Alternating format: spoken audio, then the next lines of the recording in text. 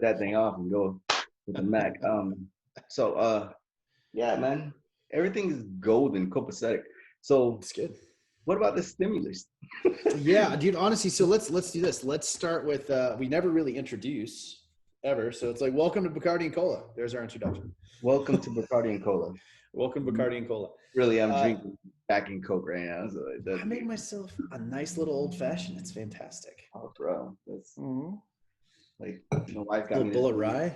Ah, got me a little fridge down here. So, dude, I like your setup, bro. I like the stand up desk. I like the setup. I like the tomahawk. I like the motif. The little throwback to Bico up in the left there. I love it. Man, that's my favorite civil affairs company, dude. Even though I was the first sergeant in Fox, bro, I was still. We had such a great crew.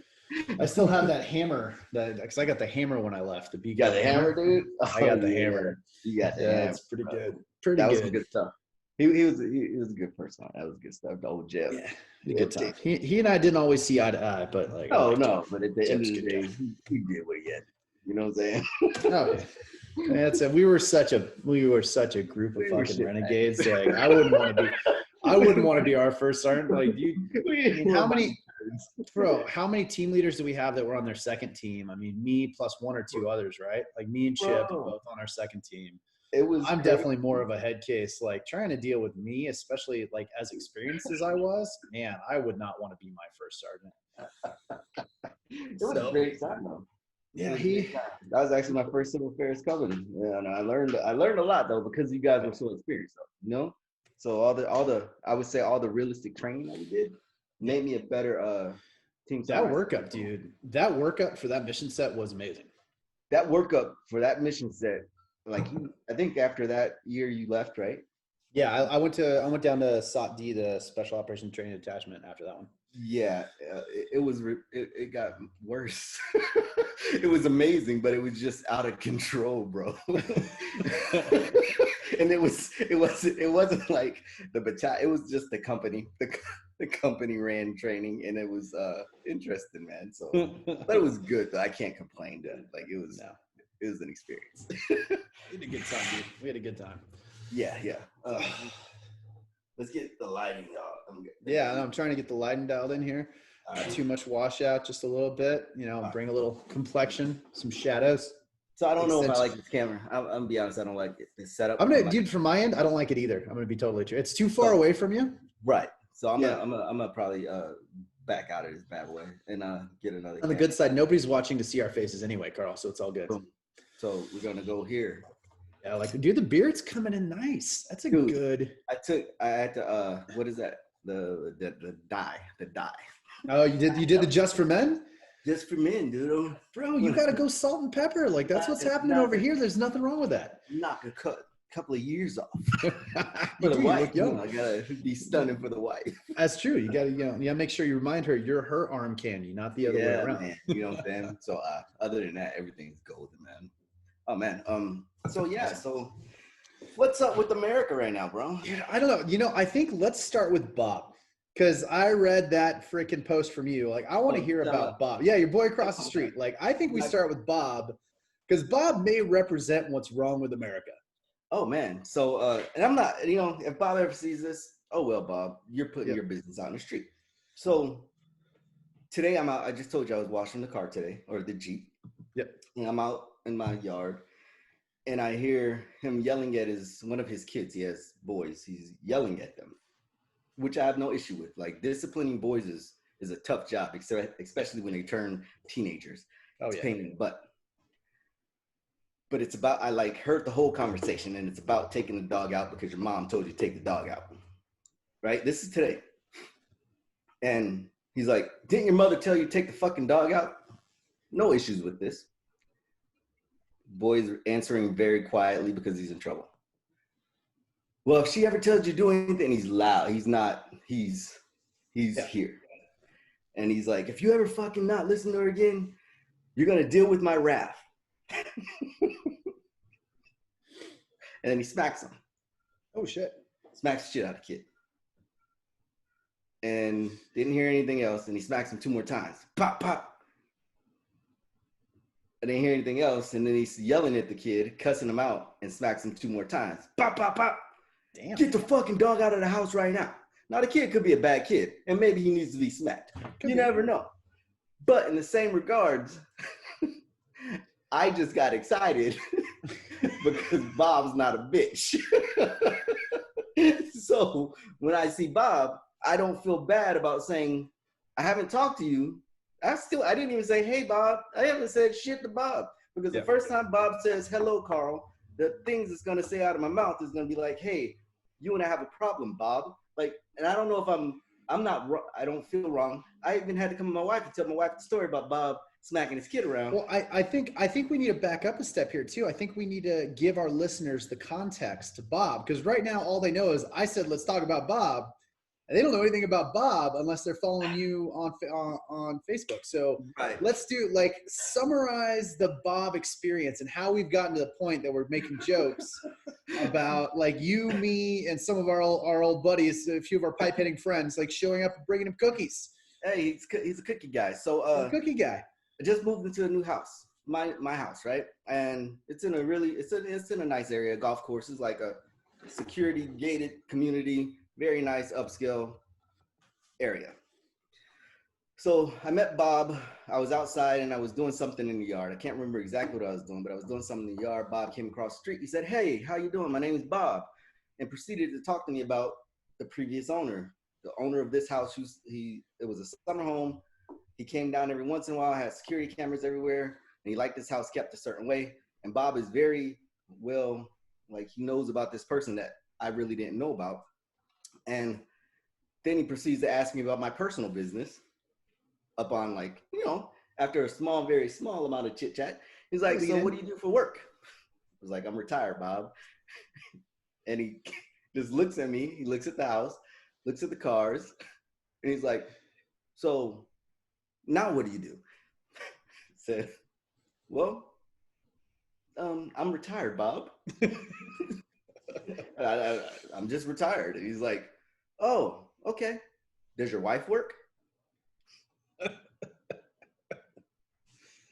Okay, yeah, she works, Bob, but okay, yep, she works. Is there anything else, Bob? It looks like it's about to rain, Bob. I'll talk to you later. So I kind of shy away from giving out information about myself when I don't know a person. I'm just meeting you. I don't know you. I don't know if I want to know you. You're my neighbor. Hi, how you doing? My name is Carl. I just moved into the neighborhood. It's COVID. Let's be a little bit cordial here, but not too. Hey, how many kids in your house? It's me, my wife. And, he's telling me about his household and how many kids are there. And I said, well, yeah, it's just me, my wife, and my daughter. My daughter's name is Mia. He was like, oh, cool. My dog's name is Mia. I'm like, okay, cool. He's like, missing in action. I was like, yeah, that's cool, Bob. And he's like, it's just one of those awkward social situations where I'm coming across to be friendly and neighborly, right? Yeah. We made it past that day. So come to the house. Hey, babe, I just met Bob. He seems like a good guy. Came and introduced himself and asked about the household and what we did. I told him it was us and the kids come by every once in a while with the grandkids. Maybe 2 weeks pass. My daughter and her friends come over. It was all the kids except my oldest son and his kids. So they were like maybe, and she's 22, 23. So she's an adult woman with kids. So she comes by with her boyfriend, and then 2 of her friends came over maybe 45 minutes later. So she had to go outside to get them in the house. She goes outside. She gets the girls in the house. Now, my daughter's a beautiful daughter. She's a beautiful girl. Her friends are beautiful girls. I get that. They're adults. I get that. So if a man hits on my daughter, there's a little bit of, it's expected. Don't be disrespectful. Yep. But Bob, you live across the street. I just met you. So for my daughter to walk outside and she said, you came outside and stood in your driveway. It was like, hi, my name is Bob. Said, hi, my name is Bob. And this is what my daughter's telling me when she came back in the house. She said, hey, Dad, I just met Bob, your neighbor. And I was like, oh. I said, how is he? He was like, yeah, he seems friendly. And I was like, oh, okay. She was like, yeah, he introduced himself and said, hi, my name's Bob. And I introduced him. introduced myself to him. And she's like, he said, yeah, your dad never told me about you. You're beautiful. And she was like, oh, my dad never mentioned me? He was like, nope, he never told me he had a beautiful daughter. Oh, and those are your friends? And she's like, yeah, we're just here. And he was like, oh, Carl must be having a party without me. And my daughter, she's like, okay, it's time to go in. And then he goes, well, I just want you guys to know I have lots and lots of money and I love to spend it. So my baby's telling me this story. My baby girl's telling me this story. She cuts it off at the part of him introducing himself. And then her girlfriend is the one that told me, he said, I have lots and lots of money and I don't mind spending it. And then I said, did he really say that? And the girls are like, yeah, Dad, he said that to us. And I said, okay. Initially, I was going to walk across the street. And then my daughters and my sons were like, Dad, don't go over there. He's probably drunk. They were like, he's probably drunk. These are the words everybody else in the house is saying. He's probably drunk. It's late at night, Dad. He's just being overly friendly. I grew up in a neighborhood of friendly people, and we took care of each other. I didn't grow up around self-entitled individuals thinking they could say disrespectful or thinking they could say anything to someone's child. Does that make sense? It was more of like, hey, how are you doing? I would be like, hey, how are you doing? My name's Carl. It's good to see you. Up on a first initial meeting. There wouldn't be any, I make lots of money and I love to spend it, girls. Like, to me, that's solicitation. I don't give a fuck. I don't care how you see it. I don't care how anybody else views it. In my brain, that's solicitation. If you were a young man that lived across the street and said some dumb shit like that, I'd be like, Jesus Christ, I live around a bunch of knuckleheads. I think I'm grounded, level-headed. Yeah. If he was a single man and he saw some women coming over and said some weird shit, I'd be like, damn. All right, I don't want to see none of you girls across the street with that little gigolo. Watch out for Bob. Watch out for Bob. But Bob is a married man with 3 little boys that are maybe the age of my 17-year-old son. So I know in the back of your fucking mind or in the front of your mind, you said what you said. Out of whatever, a little bit of spirited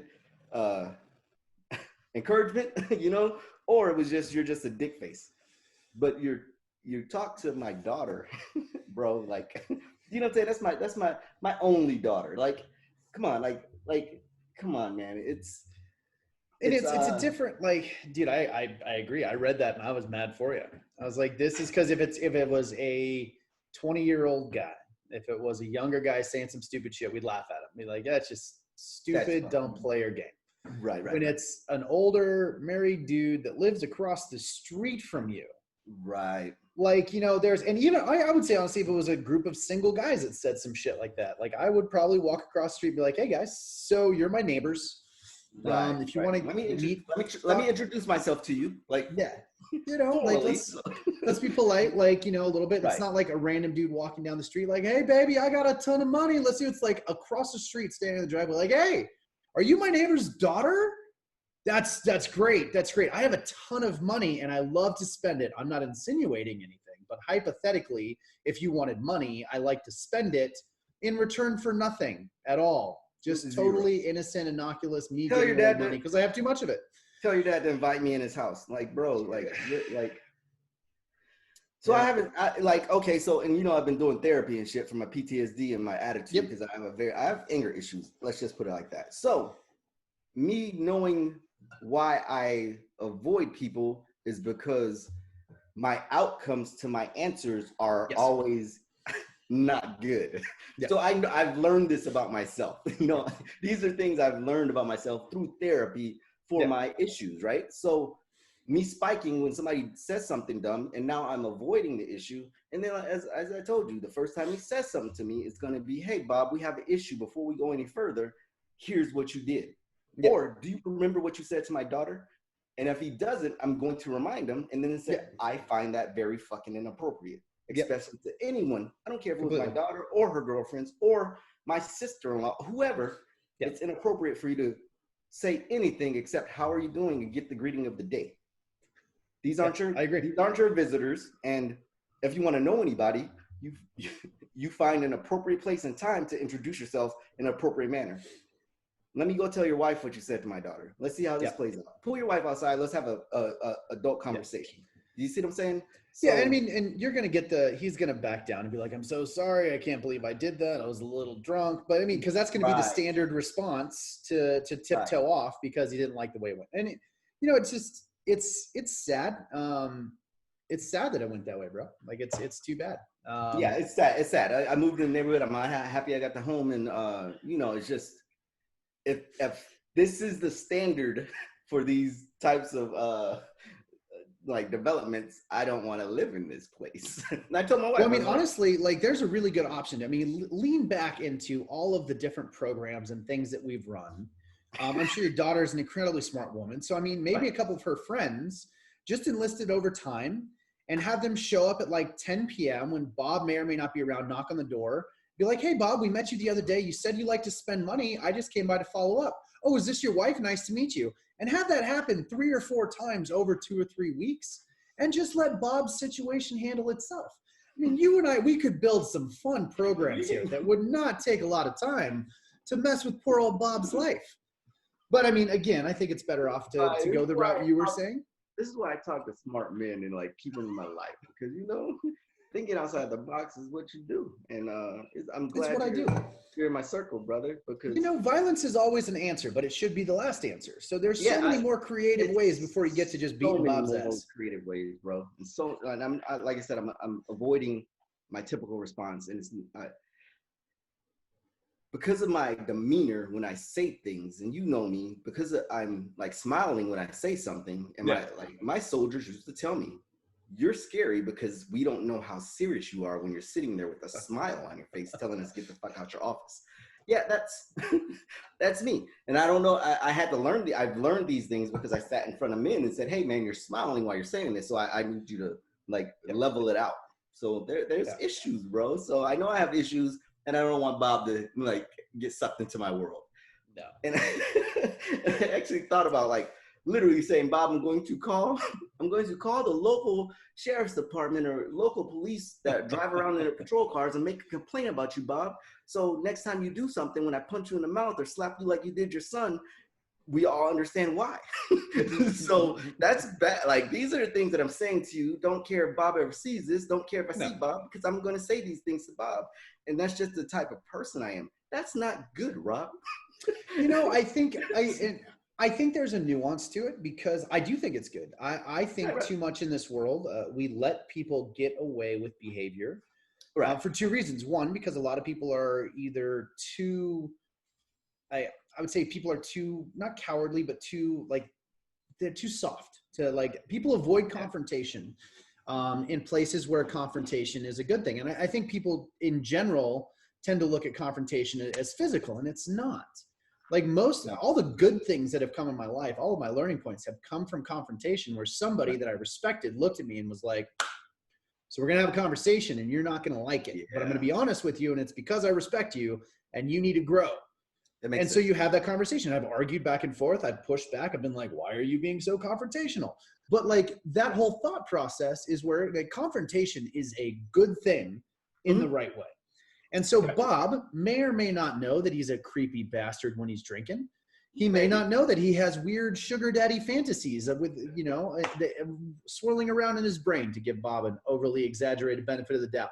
Right. But, Bob may need to be told, hey, just so you know, I don't find it acceptable you offering to be my daughter's sugar daddy in a roundabout way. There's nothing wrong with that. That's pretty much what happened at the end 100%. of the day. Oh, yeah. 100%. That's what happened. And, like, I don't know why he would do that. And then another behind the curtain. I don't want to be the angry black guy on the street, bro. I just moved in. I don't want to be like this. All I did was say hello to his daughter, and there's like little rumor mills. I just shut the hell up. Yeah. Avoid you. Carl's not talking to me. Well, good. You don't know why I'm not talking to you. Like at the end of the day, but once he says hello, Rob, I'll give everybody. And it's just you know what? I will. Yeah, I know you will. I'm going to record the shit because I don't want to get misconstrued. This is the world we live in, and I don't want to be like this is the fucking world I live in, and I don't want to be like saying something and then somebody says, I just moved here, man, and I want to be comfortable, happy. You know, you should be. I'm biting my tongue through avoidance. Well, I would say Bob is impeding on your Zen. Oh man, he's in your Zen circle right now, man. Like when you're like trying to mellow it down to the end of the day, you did. You let Bob. I allowed it. I allowed it. But I mean, I get it. And it's one of those things where, you know, I mean, honestly, I know I've seen this play out with you 100 times and other people. Like it'll be a clean, easy conversation. Right. Bob will promptly realize he made a mistake and apologize, and things will move on without an issue. You know, and it's one of those things where it's not going to be an issue. It's something that you shouldn't have to deal with. But at some point in Bob's past, it's gonna bubble up. No, well, but here's the conversation. At some point in Bob's past, nobody had the conversation with Bob that's not okay. Right, you're absolutely correct, man. 100%. So people have avoided that confrontation. They've let people get away with shit, which is, I think, why I thought this was a great segue into where we're at as a country, because I think we've been along the lines letting people get away with a ton of shit. Can you still see me? I just want because I got you. Yeah, you're clear, man. You're good. Hi, baby. My wife is like looking at me. You okay? Like what'd you do? What'd you do wrong? Where you go? She's about to leave. You going down the road? All right, you gonna get us some vittles? Is that vittles? Vittles is the correct term. Yeah, vittles. Vittles works. Some vittles, baby. Some vittles. Oh, what exactly is a vittle? What's a vittle? Know. It's like food, right? That's like a Kentucky saying, isn't it? Like some vittles. I don't know. Is that an out west? I don't really know. Get us some critters, some cooked critters, girl. Some critters. But yeah, so as a country, man, how are we, man? In your eyes, like what's going on? Ooh, loady. Where do we start on this one? So let's start with, I think, the most recent thing that everyone is talking about right now, which is the stimulus package. So there are a ton of rumors on this whole thing, and I'm just gonna, I never put anything on Instagram as political. I usually just like, it's me doing cool shit. Like that's my Instagram, Rob doing cool shit. And I went off on some great memes. There are some hilarious memes out there on like the $600 a month and all this other shit that came in. But let's talk stimulus package, because I've had 4 people who we both I used to serve with. I don't know if you did. Right. That are working in policy in New York, one in policy and a few other very smart, very talented individuals. But they sent me, they're like, Rob, this is part of an omnibus spending program. All of that money that's listed isn't just for coronavirus and COVID relief. And I was like, for fuck's sake, I know that. Like, I understand how this works. That's my problem with the entire thing. So I want to level the bubbles. Yep, let me level the bubbles. It is a stimulus packet for the economy. Some of it. So this is the problem. Inside of the whole thing that they did, the 5,500 pages of bullshit, there is the $1 trillion or $900 billion COVID stimulus package. Right. And then there's a $1.4 trillion like omnibus, which is our appropriations for everything. Mm-hmm. So inside of that is the defense spending, is the defense. Okay, and lumped it in. Okay. Yeah, all of it, but they lumped it all in together. And so what I hate about that is because you get to these giant things, and so the vote goes together. It's all lumped in together. So if you were to vote no on, say, $500 million going to Israel military, which comes from the National Defense Authorization, right? That's your defense spending. That's not COVID. Right. But it's now lumped into it, because if you vote against that, you're also shutting down the big vote for COVID. Like, it creates this just gray area of bullshit. Right. So like all of that out there, and is it more than $600? There's a whole bunch to talk about. So first thing to understand is, if I would support changing anything right now in the Constitution and amendment, it would be, I don't want bills to be more than 5 pages long, and I want a direct summary that explains what this is going to impact. Because what you end up with is all those earmarks they used to have. All that pork and bullshit. Like, I need $100,000 for Teddy Roosevelt's, like a post office with Teddy Roosevelt's name in North Dakota. Is lumped in there, but now it's buried in 5,500 pages of trash. Mm-hmm. So all of this is rolled in there, and makes me just want to choke every goddamn member of Congress, because 5,500 pages comes out of small committee and basically 4 people, right? So all of this bullshit comes from 4 people. Then it's given to all of Congress and said, you're going to vote on this in 3 hours. I don't know about you. I can't read 5,500 pages in 3 hours. And they also said, by the way, this has been negotiated, so there's no amendments. You can't change this at all. So you're either voting for it or you're not. And if you're voting against it, which I get to give credit to a few senators and a few different people, if you're voting against this, you're voting against helping America. I'm like, oh, goddamn, this is not how this is supposed to work.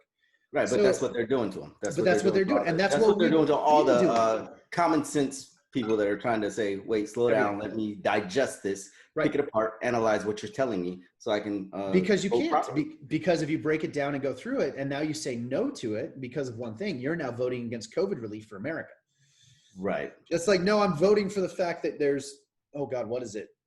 25 million or $250 million to the Smithsonian to build 2 new diversity museums as part of the COVID relief package.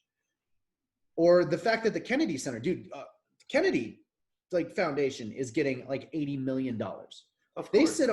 They sit on a multi-million-dollar endowment anyway. Why are we the taxpayer? This is the one that gets me. And this is the one that pissed me off. We are giving $80 billion? $82 billion to get this, higher education.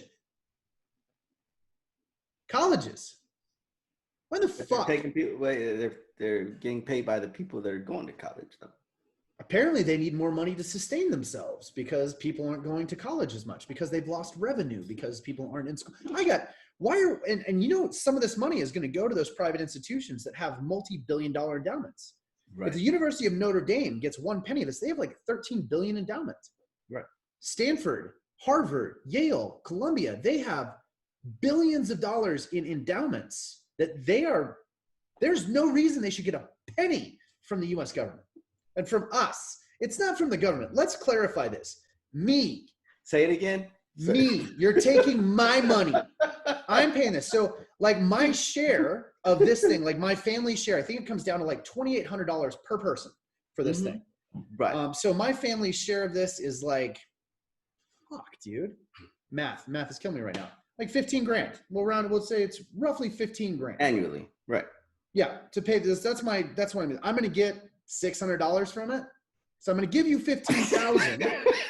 I'm going to get $600 back.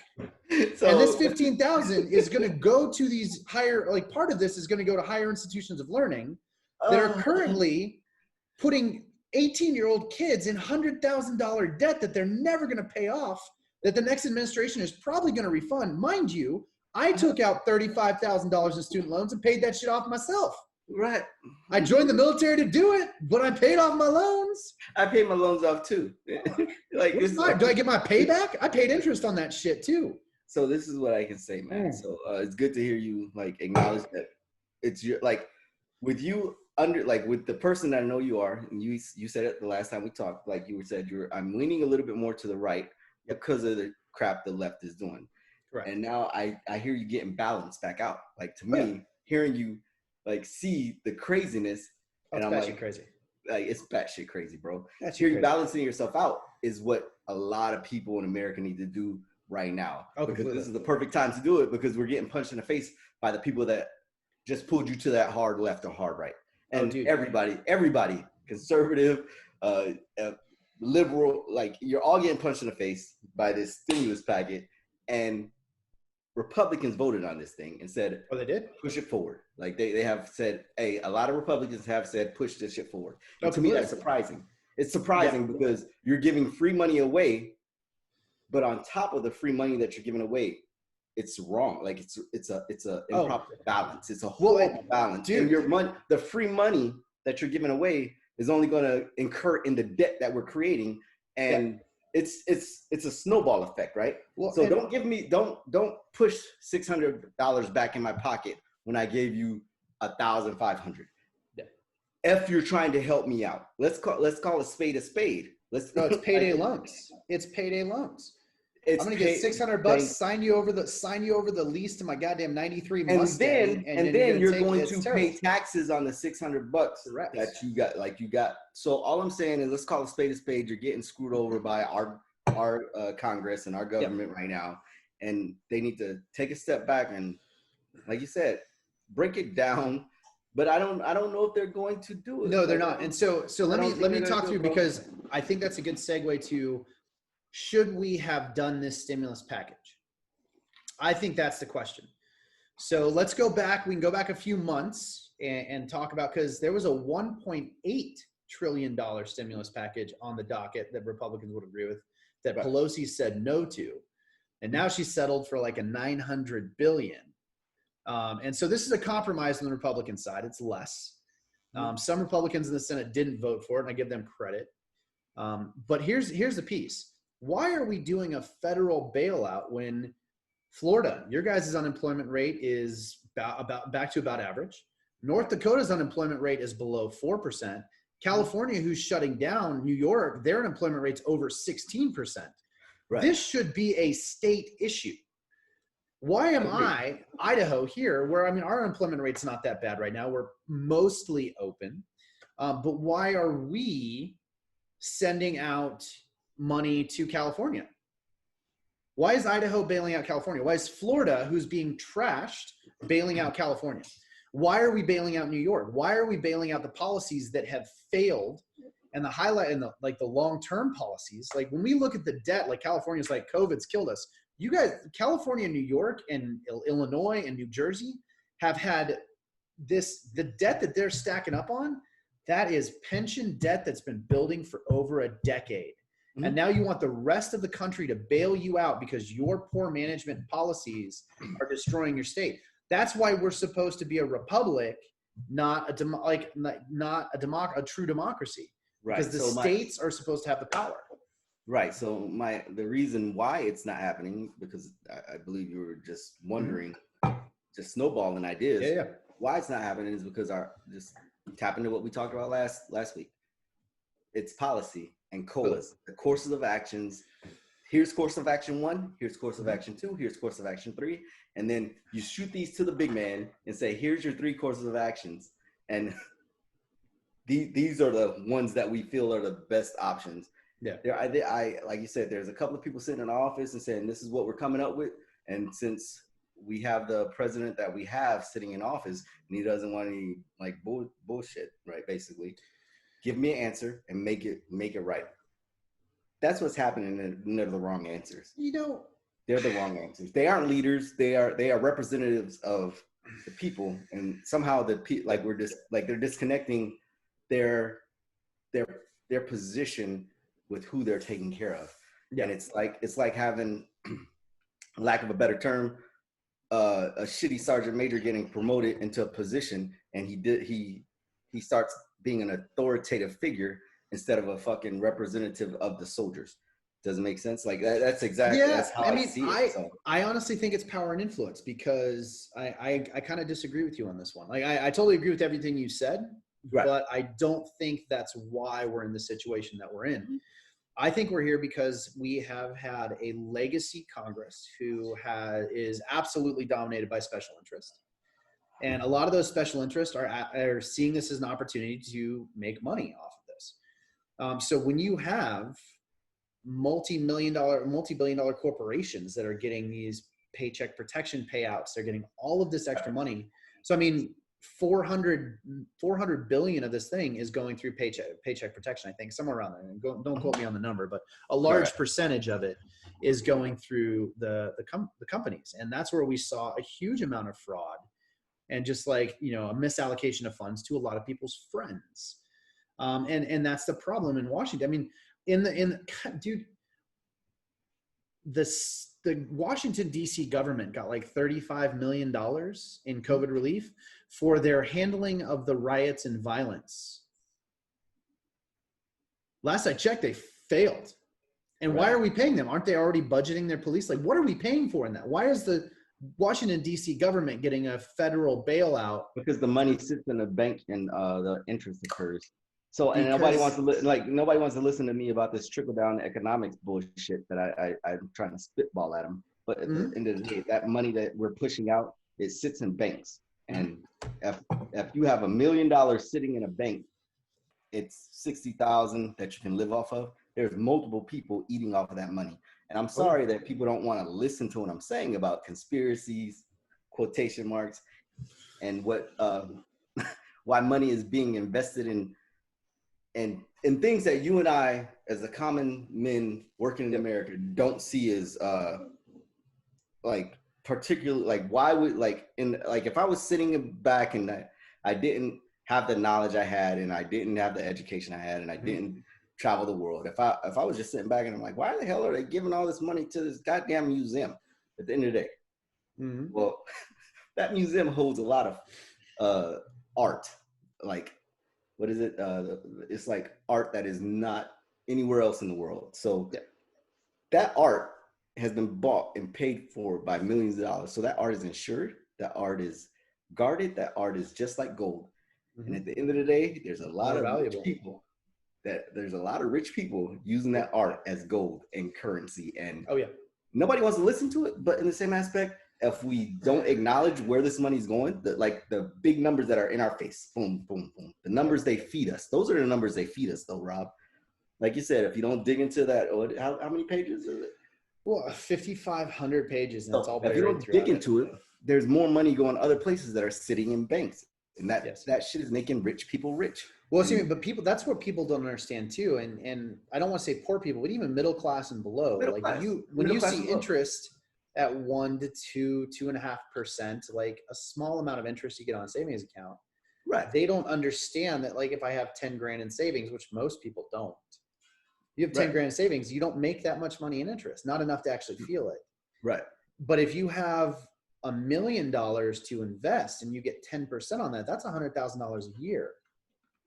And so this is a difference where people don't understand that money. I mean, and we've talked about generational wealth, and money makes money faster than you ever will. Once you get to a certain point, that money will make money. Yes. And it's a fight to get there. Look who's invested in like you said, the Kennedy Foundation. Like, look who's invested in the Kennedy Foundation. It's not us, bro. No. Our money is making those people rich, and they know it. Like, at the end of the day, our tax dollars, fortunately, like, because of the situation, but in the same aspect, tax dollars is going up, and it's going up and recirculating, and it's getting pushed back down to you, and then you're going to end up paying taxes on whatever the hell they give you anyway.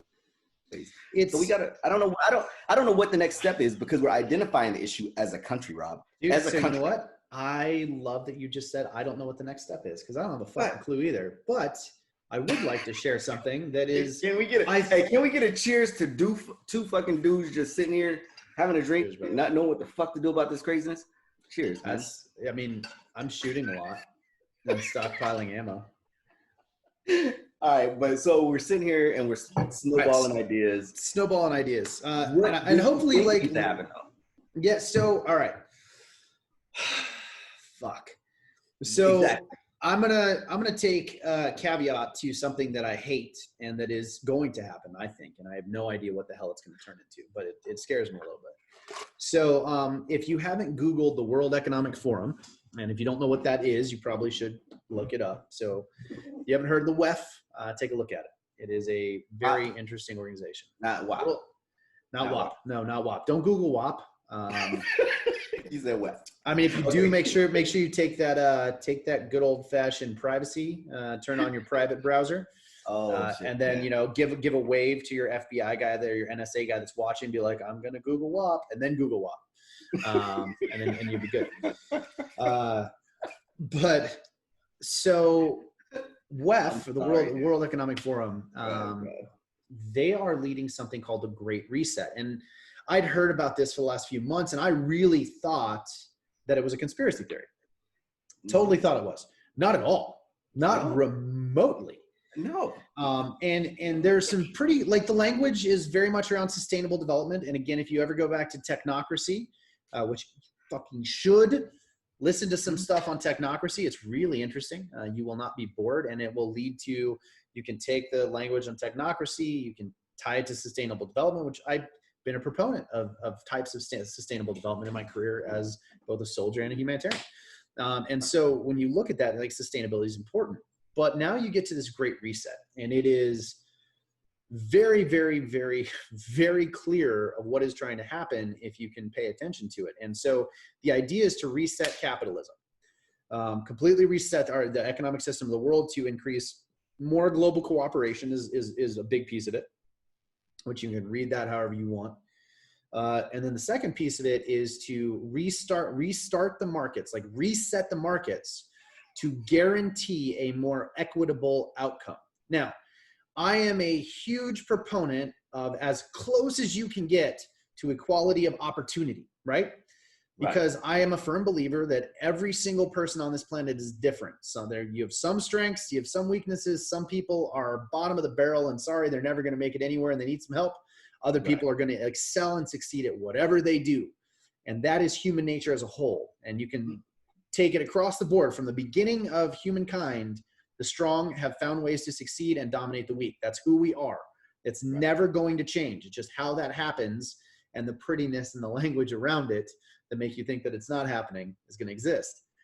But when you look at the Great Reset, the entire idea of resetting the global economy into a guaranteed outcome or an equity of outcome, that is not capitalism. It involves larger government. It is 100% going to dictate who gets what. Kamala Harris was very key in hers. She's like, I want everybody to end up at the same place. I guarantee not everyone, she wants everyone to end up at her place, but this is that straight up. And I hate to say it, like this is that communist thought process. It is not called communism. It's not the same system, but the idea that all of us are going to have the same things, same amount of something or the same goal is absolutely insane to me. And I know that if you really dig into and I've said this before, Agenda 2030 or Agenda 31 from the UN, and you look at the World Economic Forum and the Great Reset, you were talking about removing ownership of private property, and you were talking about the elites divvying out resources as people need it.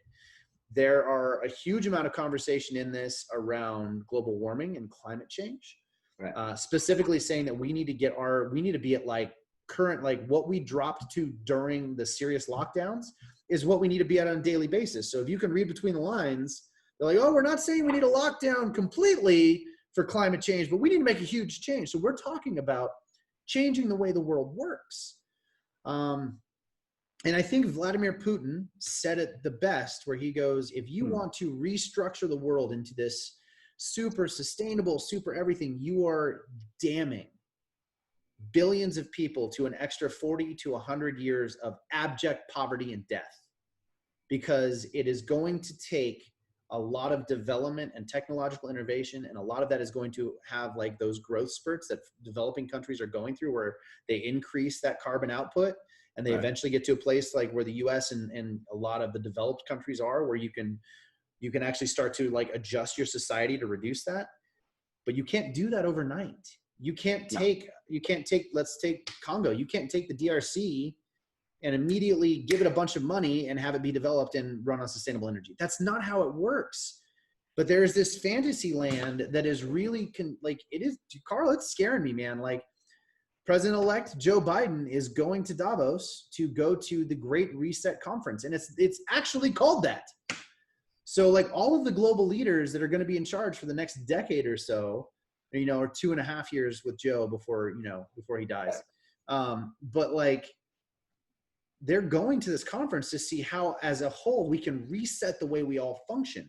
And I'm going to tell you right now, the billionaires and the elites that are going to make these decisions, they're not planning it in a way where they get rid of half of their wealth and give it to everybody else and we get equal. No, that's not how this is happening. And if you think that, you're batshit crazy.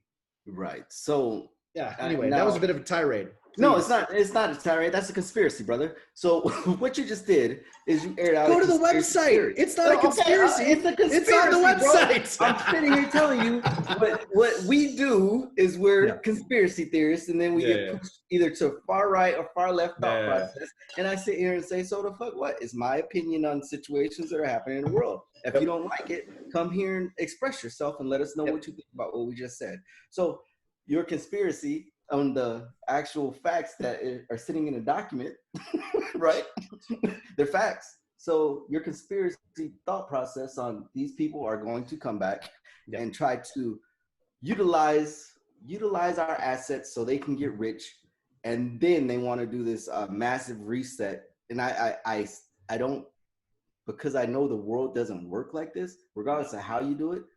They want everybody. I would say, in my opinion, from I'm just giving everybody the benefit of the doubt. The Democrats, opportunities. They want to give everybody the same opportunities, which I actually believe are already there. Yep. I'm putting it out there. I believe opportunities are already there. They just aren't exposed to certain people. But in the same aspect, they're saying we want to highlight these opportunities so you understand that you don't have to live in poverty. It's not the case, man. There's always going to be poor people because of work ethic and fucking habits. Like if you start feeding a rat food, that rat's going to come back to the same place to get the food all the time. Regardless if they're a big rat or a little rat, that rat is going to come and eat. And that's what's happening right now. The fucking big rats are eating off of us. And they're like, fuck it. I know there's fucking money in their taxes. We're going to take that money and put it in this fucking great fucking investment bubble right here, spread it out across the seas, put it back into the art. And then we create a couple of museums and create some jobs and trickle that shit back down. At the end of the day, we're like a food source to the elite. And nobody wants to sit here and accept this bullshit. You can sit here and like look at that stimulus packet and say, well, they're taking our money and giving us $600. If anybody's happy with receiving $600 back from their government over the last fucking year, and I'm sitting here watching some of my best friends go through the hardest times, and they're hardworking men and women. Yeah. And I'm sitting here watching some of them go through some of the hardest times of their adult lives. And yes, we struggled when we were younger, but we made it to a certain point. But because of a disease, I don't even say because of a disease, because of the way our government handled they reacted to this disease, I've seen these guys struggle and almost lose everything. Yeah. And that is not it's not the answer to give anyone a non-sustainable packet of money. It's not. It's stupid, bro. Dude, I saw it. I saw it in disaster response a lot, where a helicopter doing a reconnaissance flight, say in Puerto Rico, up at Yabucoa, where there's this huge there's these farming communities and they're pretty isolated, and they would fly by. They're like, oh shit, those people they'd stop. What do you need? We don't have any water, so they'd give them a case of water and they'd fly out. And those people would go back every day looking for the helicopter. Where are you coming back? We don't have any more. So instead of trying to, it's a larger piece, but they would always go back and they would spend time waiting for that helicopter to come back with that water, because that's the answer. So I know we talk about trickle down economics, but we look at what we're doing. Dude, this redistribution of wealth piece and the thought process that the government is the right person to dictate where you end up in life, or they are going to give you this easy pass, is a joke, but people believe it. And so that's why I have a huge issue with equality of outcome. It doesn't exist. I have a huge issue with the word equity. We don't all get the same thing. And I'm sorry, we didn't all start in the same spot either. And that's not fair. But life isn't fair. And it's one of those things where you cannot reset this thought process, that you can reset this and go back cleanly. And they're trying to say that the reset, we have the ability to get rid of social unrest. It is the same utopian thought process that if you've ever really traveled, and I don't mean going resort to resort, but you've ever really traveled and really been to different places, that utopian thought process, one, does not work, does not exist.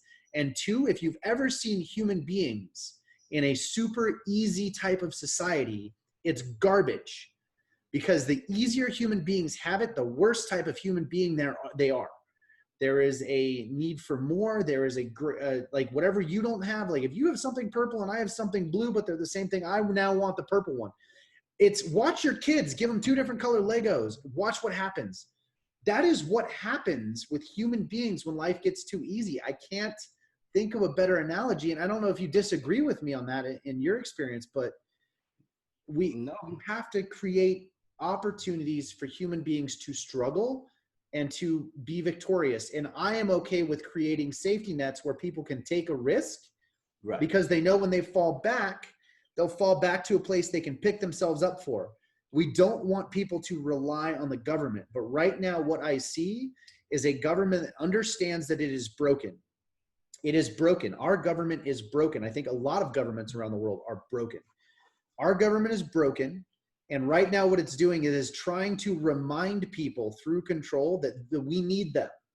We need you the way we are. We need you bigger. We need you to borrow more money. We need you to give us $600 and an extra $300 a week in unemployment. I need you to do this for me. And it's like, fuck. And then the only other thing I could actually think of is like, so since they're giving $600 away, right? And I'm sitting here saying they're giving $600 away, they're actually giving you money that you put into the system back to you. So they're giving you $600, which in turn makes you feel like I need to go to them and say, I need more, which is exactly what you just said. They're creating this dependent fucking thought process and behavior. And I don't want to say I'm not a conspiracy guy, but in the same aspect, I'm calling a spade. Bro, if they're going to give you free money and you're saying this is not enough, and then you ask them for more, tell them we need more, you are falling into that trap of like, it's not, don't do it. Don't go out and say we need more. Go out and tell them we don't want this shit. Like everybody in America needs to sit here and say, we don't want the $600. You come up with a course of action to help the people that are in need. Carl Jones does not need a fucking stimulus package or stimulus money. I don't need anything from you right now. You go find some family that's literally about to lose their home, or some business that's about to, like a small business, not some big corporation like Walmart, some small mom and pop shop that is about to lose their business, and say, how can we help you? What do you need? What do you need from the government to help you out? And that can happen at a local level. In my experience, that shit can happen. You just have to hire the right people to go do it, to go find out, to do the analysis in the economy, to find out who is losing their jobs in their homes. And because at the end of the day, that's what's not being done, Rob. They aren't putting smart people in smart places, or people that want to take care of their own community in the right places. And I put it back on the governors and the mayors. Like, press the pause button on this bullshit. And then our Senate, like, it's gonna take the states to push back. The states have to push back. But the problem is the biggest states need that federal bailout to cover up their poor policy. Okay, well, those biggest states are not going to push back. The only one we've got is Texas. But because I mean that boils down to people in Texas, though. They will stand on the footsteps of that the courthouse and say, hey, we don't want this, and this is what you need to push back. I agree. I totally agree. And it's I don't know, man, like I don't really know where we go from here, and I feel like we've kind of run this topic in a circle. We did. But in some aspect, it's frustration. This is frustration from two dudes that have done, I think we've both done decent in our lives. But in the same aspect, either A, we've done a great job of ignoring the effects of the pandemic and the policies that have been pushed up on us, and we're just like, okay, I'm gonna work around this shit like we always do. In the same aspect, like, you know what I'm saying? Like, okay, I can't go through that door, but I'm gonna get to the next step, regardless of I think or not. But that's exactly it. Like I lost my job, right? But we're also like, I'm sitting in Idaho where my life isn't terribly impacted. You're sitting in Florida where you're way more open than we are here. Right. And so we're both sitting in places where we're not feeling the impact. Like I have friends that are absolutely feeling the impact and getting crushed. Right. But it's also the type of people we are, because the people that I know that are even struggling, they're like, it doesn't matter, I'm going to be fine. And so the people that I know that are in my circle that are struggling or like having challenges, they're just finding a way to be successful, anyway. Yeah. And so I have a hard time with it, because whereas I set myself up to weather a storm like this, I put myself in a position where I can be successful, where I can start a new business in this time frame to try to make another thing. And if I fail, then I'm in a position where I can find my way to still move forward, because that's how I've lived my life. So my question to you now is, you identified that I'm the same fucking way, Rob. Like if I wanted to start a business, I know for a fact I have buddies that just started businesses and they're doing extremely well during a time where people are struggling. Like whether it be a trucking company, whether it be a technological company, whether it be an armed security company, these dudes are creating businesses and saying there's a need, there's a demand for it. I'm going to go out here and fill this demand. do you think it boils down to us, the people, not fucking standing up saying we don't like? Is it boiling down to us as individual people in America saying not doing enough to make it work? And so a lot of people are sitting back complaining. So this is where I'll look at it two ways, man. So think of the environments you've been in that have been like, and let's talk military, where you've had a toxic leadership environment, right? Those toxic leaders. Now, what I love about, and I still think this represents America. So like you can talk about it. One of the things, fuck those guys. I'm not an army. Completely. Fuck those guys. Go ahead. But like when you look at it, I think when you think about this is the point I'm trying to make is even with a toxic leader, you will find the good leaders at lower level that will try to shelter the work as best as possible and really put that mission first. And so even with the toxic, go for it. I'm sorry. No, hey baby. Hey baby girl, what's going on? Come here. Mommy went to the store real fast. Are you okay? You're hungry? Okay. She's bringing vittles. She's bringing vittles. Okay, Mom will be right back, okay? Can you get a snack? You can get a snack? Okay. All right. I love the Papa Carl voice that kicks on. It's like 6 octaves lower and so soft. It's like very calm and soothing. It's like a hug in a voice. I don't know how to, like, I'm trying to do my best impersonation of like, it's the same way when I talk to my kids. It's like, you get lower. And we're getting, go back to the topic. Anyway, all right, back to the topic. I'm sorry, bro. So it's all good. All right. So when you look at toxic leaders and you look underneath that, because for every toxic leader, you have 6 or 7 really good leaders underneath them. And then you have 6 or 7, like 60 or 70 really fucking solid soldiers. And so what you end up with is even that toxic leader who's doing everything wrong and who's really fucking shit up and making things harder, you find a group of people underneath that are gonna find a way to make the mission happen. Right. And like you and I have had conversations, and I'm not saying anyone directly to us was toxic leaders because I think we've been very lucky in that aspect, but you and I have had the conversations like, okay, so we have these stupid restrictions. We have these lines that are impacting our ability to do it. Fuck them. We're going to find a way to do it. What are you going to do? What am I going to do to navigate this bureaucracy, navigate these stupid, painful rules and things that we have to deal with, but we're still going to get the mission done because that's the type of people we are. I think in America, the majority of people are those people. And that is also the problem that we have now is because all of those really good people that are smart enough, talented enough, and driven enough to find a way to navigate the bullshit have been doing just that, and they've been successful. But what we end up is with the people that are not smart enough to navigate the bullshit, or the people that are not corrupt enough, but like morally ambiguous enough to take advantage of those situations and the other people. You have this large swath of people that have kept America going, and you have groups of people on the outside that complain that America's not doing enough for them. And then you have a group of people that are like, oh, I can make some energy and I can gain some power and influence and resources off of this really loud, whiny bunch that is fucking up the people in the middle. Right. And these guys, now I'm going to come in and try to help you out, but in that way, I'm going to make your life harder to help. It is an absolutely toxic leadership environment. And I'm not making a reference directly to Trump, though he contributes to it, just like every other leader in Washington. Every other leader, right. Every other leader in Washington. I think the problem is that the heart and soul of America, I think, is the entrepreneur and the business owner and the individual. Because I think the rugged individual in the United States, when we all focus on a goal and everyone, it just creates this amazing thing that doesn't exist anywhere else in the world.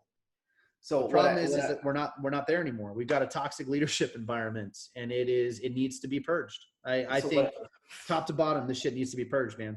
So what I can say is I agree with you, and I'm still relating it to military aspects because that's what we do. Yep. So I agree with you. Me as a guy that was in the upper echelon, quotation marks, I would actually go in and pull all the junior soldiers in, right? So say we're Americans, right? So I would pull all my guys in, all the soldiers in the battalion. At one point I was a battalion sergeant, battalion ops 3 sergeant major. I pulled all the guys in and said, hey, I'm literally talking about maybe 2,000 soldiers. And I'm just sitting there and saying, hey, I get it. The rumors and attitudes and things you hear about this battalion are shitty. Literally out of my mouth. These are shitty things. But all that is saying is that means you're a shitty person. And if you at your level can't do the right thing to make the left and right of you benefit from your existence, you're the problem. Yep. You have to take ownership. Goes back to when we first started this podcast. Yeah. What are you doing at your level to make sure things around you are going the right way? Exactly. At my level, I'm making sure I don't go punch Bob in the fucking face. You know what I'm saying? I'm avoiding that situation, and I'm just taking care of my own house. But in the same aspect, what are you doing at your level to make sure your battle buddies left and right, your friends left and right, your coworkers left and right are still standing upright even while we're going through this pandemic? And it starts with those small little steps and those conversations that are like with the people that you care about. And then it's going to boil down to people listening to the people on the other side of the fence right now. Like if you can't hear a person that has, like, here's the kicker. If you can't listen to a person that said, why should I give you $1,200 and you aren't doing nothing, but now they're screaming, all you're going to give us is $600. That's not enough. Correct. Those are some of the people out there that were on the hard right of why the hell are you accepting $1,200? Now they're throwing out stupid comments about, oh, you're only going to give us $600. It's because of that perception they wanted to have or wanted people to have of their position as an American. Exactly. Your lines are blurred now, everybody. Like, and I say everybody, your lines are blurred, and you see what I've been trying to call out for a while. Republicans and Democrats, those hardcore politicians that are sitting at the top, they have an agenda. Yeah. And it's across the line, and it doesn't trickle. It's not reaching down into our lifestyle. And it's I think across the line. Let's be clear. Trickle down economics doesn't involve the government. Like when you look at the theory of trickle down economics, it means the money stays in the private sector and cycles through that. It does not enter the government, because that is every dollar that enters the government, 80% of it stays in the government. They like it's people. Yeah. I would say their pockets are getting lined, and people can't see. Dude, I don't know. I don't even know how to describe it, but their pockets are getting corruption. lined. Carl, it's corruption. I don't want to. America's not corrupt. It is. Damn it. No, it's not. Absolutely. You know it is. You won't say that about America. No, I think honestly, I'm saying it, but you're not going to say it. All right. We're not. That's like looking at somebody on the outside, like some Frenchman, be like, America's corrupt. You shut your goddamn mouth. You're going to talk about my country that way. Only I can call America corrupt. Shut your mouth. I don't. How do I say, like, bro? Like, they're literally investing in. You said the money. How did you say it? You said government has no effect on trickle down economics. Is that what you said, right? I said trickle down economics involves as little government as possible. Right. So when the government, because taxes don't trickle down. I don't know if people know this. Right. So if the government is pushing money into businesses that are owned by people that work in the government, I'm gonna walk away. I agree. Yep. I don't know if I'm making any sense, but if the government is pushing money into businesses that either have people in the government have invested in or own, and that money is creating a stimulant, like it's making wealthy people and it's making people create jobs, and those jobs are coming back down to us. I know you don't want to accept this shit, but that shit is trickle down economics. I get it. The government isn't going to just hand over money, but those people that are working in the government that sit in those seats that are representatives, they are invested in these fucking businesses and this art that you guys are just saying, oh, it's just art. It's just the museums. That shit is just, I don't, you have to dive into some shit to understand it. You have to dive into that culture to understand like why these art pictures and these structures are valued at $1 million, $2 million, a banana on a fucking wall, bro. Like you stick a banana on a fucking wall and it's insured. Mm-hmm. It's insured. If you rip it down, they're gonna put it up. Come on, dude. Like something's wrong. You know, but I think art is a whole nother conversation. But I think when you look at what the government is doing, because where I say the government is not trickle down economics, I don't think the government should give money to businesses with a hashtag that money or not a hashtag, but a caveat that money should then go to the employees, because the government cannot be involved in trickle down economics. That's not how it works. So what you have is a stimulus, right? So that's not trickle down economics, but that stimulus should go directly to the people if you're going to do it.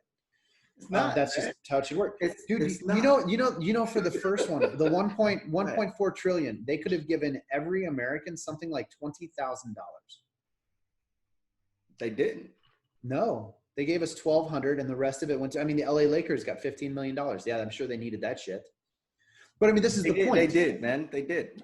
I mean, LeBron's getting too much of his money from China. So I guess like to transition from the dollar, the renminbi exchange rates and all this other stuff, it's tough.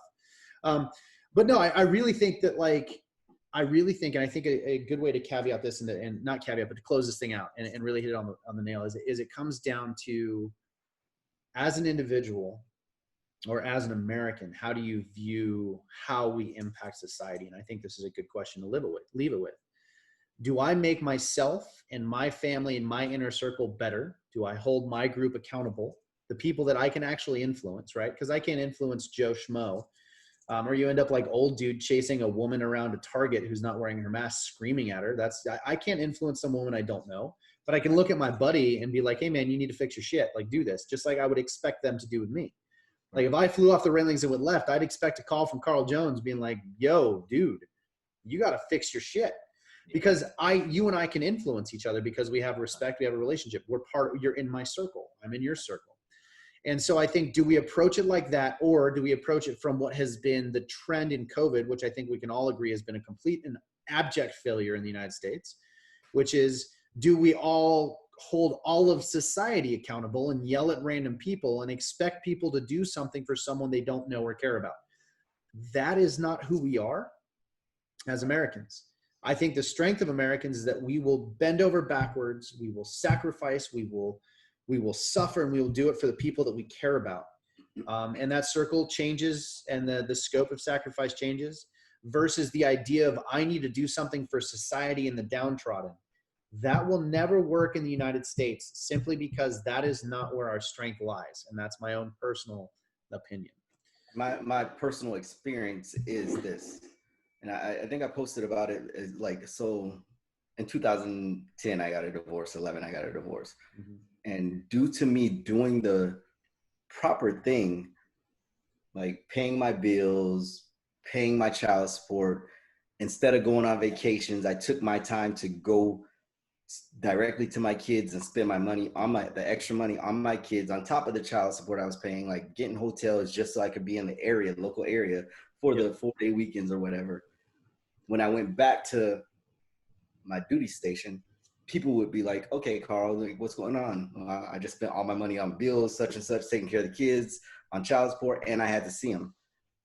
Because I was helping myself and doing the right thing, other people would say, hey man, come over here and have dinner with us.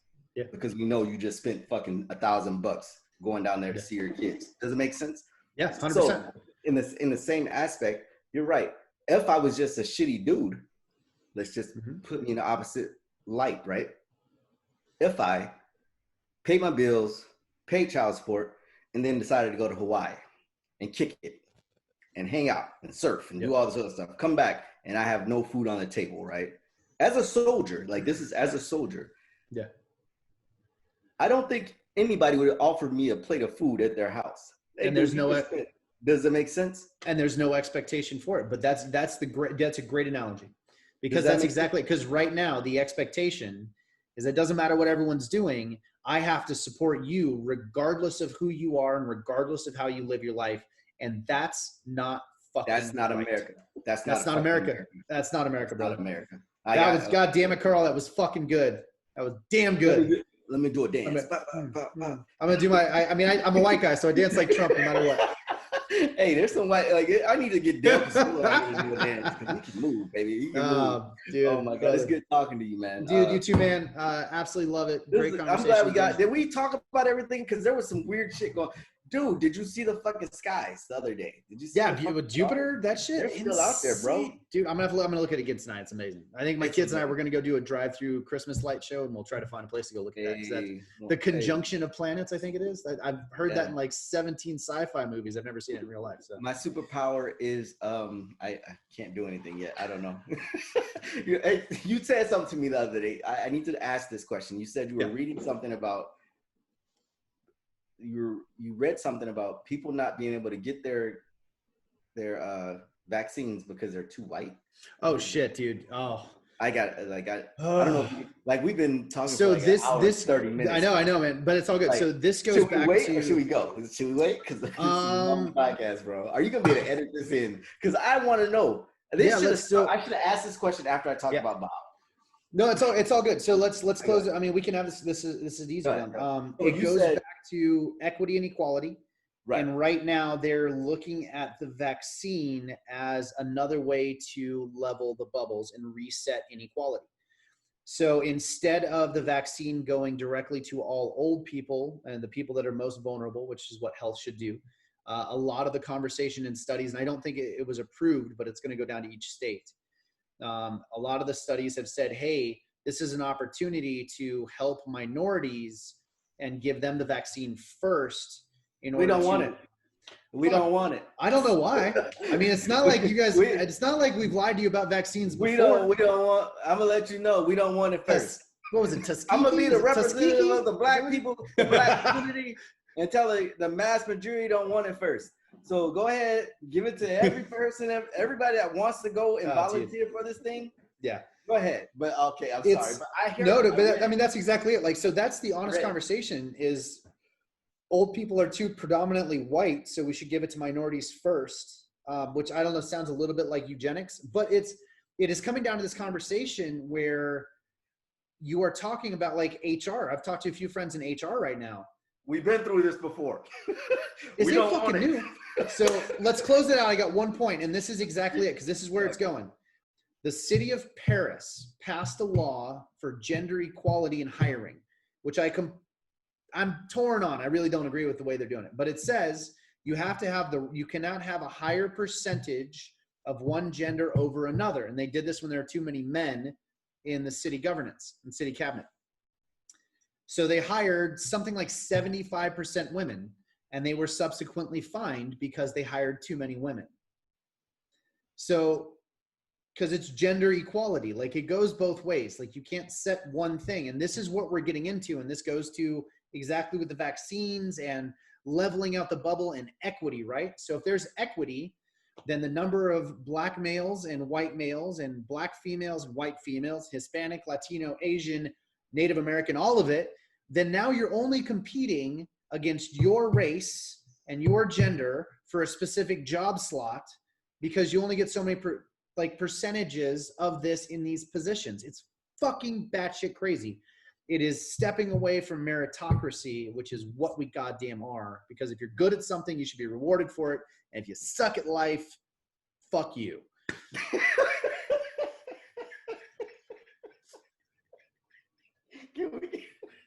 I got nothing. Does that work to end this thing? I don't know, man. I feel like I lost my train of thought in there somewhere. I love you, dude. I love you too, brother. Oh my God, I love you too, man. All right, I think you should just end it on that. We'll just call it right there. That's it. I agree that's with it. you 100%. It's not a good thing, dude.